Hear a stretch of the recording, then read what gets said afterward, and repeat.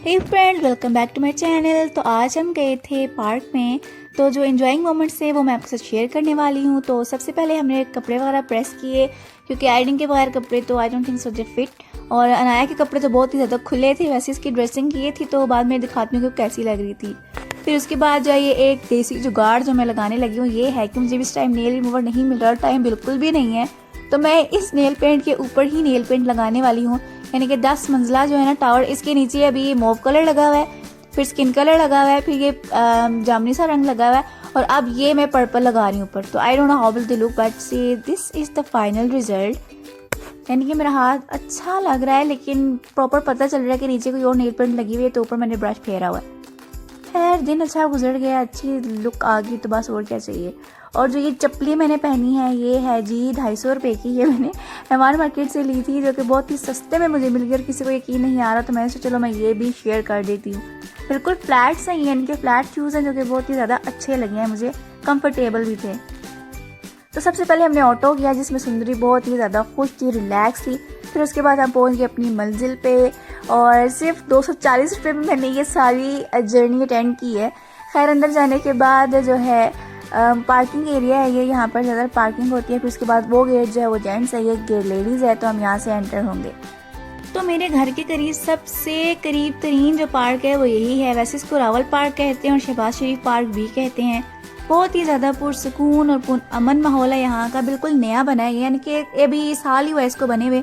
तो जब बिल्कुल फर्स्ट टाइम जब ये नया नया ओपन हुआ था तब बहुत ज़्यादा डिफरेंट था, तो अब इसके अंदर बहुत चेंजिंग्स आई हैं, यानी कि पौधे ज़्यादा लगे हैं और लैंप्स भी लग गए हैं, प्रॉपर लाइटिंग हो गई है, फुटपाथ बन गए हैं और जो लोग यहाँ पर जॉगिंग करने के लिए भी आती हैं। अच्छा मुझे लगता है कि ये ना मल्टी फंक्शनल पार्क है, यानी कि इसके अंदर लेडीज़ भी आती हैं, जेंट्स भी आते हैं। कुछ लोग जॉगिंग करने के लिए आते हैं, कुछ लोग एक्सरसाइज करने के लिए, और यहाँ पे पास में ना क्रिकेट स्टेडियम भी है, तो यहाँ पर लोग फुटबॉल, वॉलीबॉल और क्रिकेट भी खेलते हैं। तो है बहुत ही ज़्यादा ग्रीनरी है यहाँ पे जो कि पहले नहीं थी, अब है, लेकिन बहुत ही खूबसूरत सा मंजर है यहाँ का। मतलब फ्रेश घास है, पौधे हैं, खूबसूरत सा समय। और ये जो जिधर मैं चल रही हूँ ना यहाँ पर लोग जो है जॉगिंग करें, यानी कि वॉकिंग ट्रैक कह लें, ट्रैक हाँ ट्रेल ही कह लें, चले ट्रैक है, ये ट्रेल है वॉकिंग का। खैर उधर आगे जाके ना हमें मिल रहे थे ये भाई साहब जो कि बेच रहे थे गोलगप्पे। माइक पे प्रॉपर साउंड सिस्टम सेट किया हुआ था और दूर से इनके गोलगप्पे बेचने की ना आवाज़ आ रही थी। तो फिर जब मैं पास ही तो देखा वाकई गोलगप्पे ही बिक रहे थे और यहाँ पर बच्चे बड़े सब मज़े से खड़े होकर खा रहे थे और बहुत ही सस्ते में अंकल गोलगप्पे दे रहे थे। तो मैंने कितने के लिए वो भी मैं आपको आगे चल कर बताती हूँ, पहले इनकी आवाज़ सुन लें ज़रा।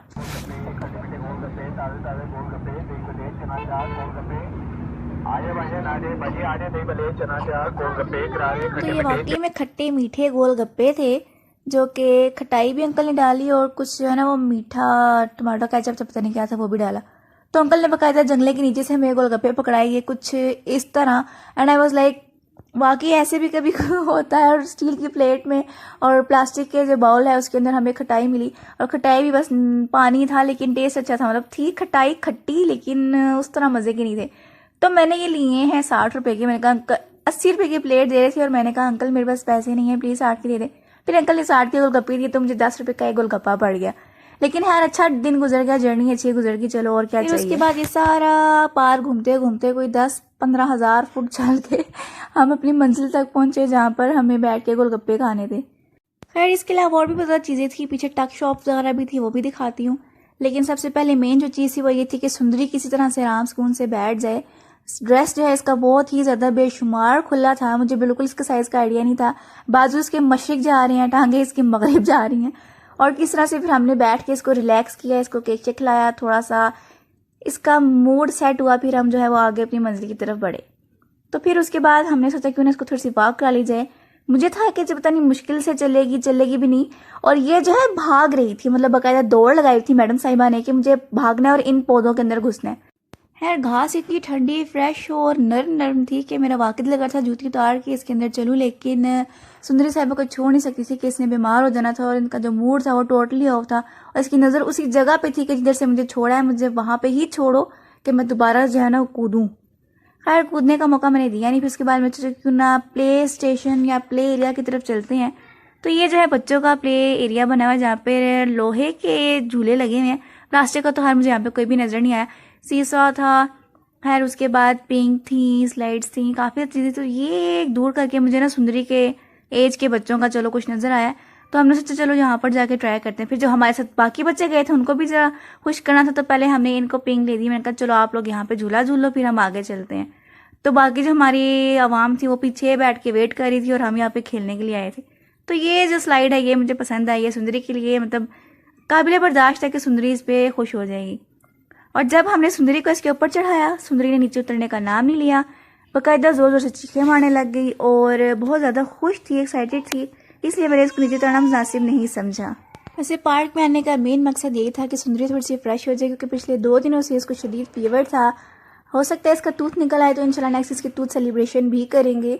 तो मेरी बेटी के लिए बहुत ज़्यादा दुआ कीजिएगा कि जल्दी से ठीक हो जाए। खैर फिर बहुत मुश्किल से सुंदरी को नीचे उतारा, फिर तक शॉप से हमने अपने लिए कोक और लेज़ वगैरह लिए, मतलब खाने के लिए स्नैक्स वगैरह लिए।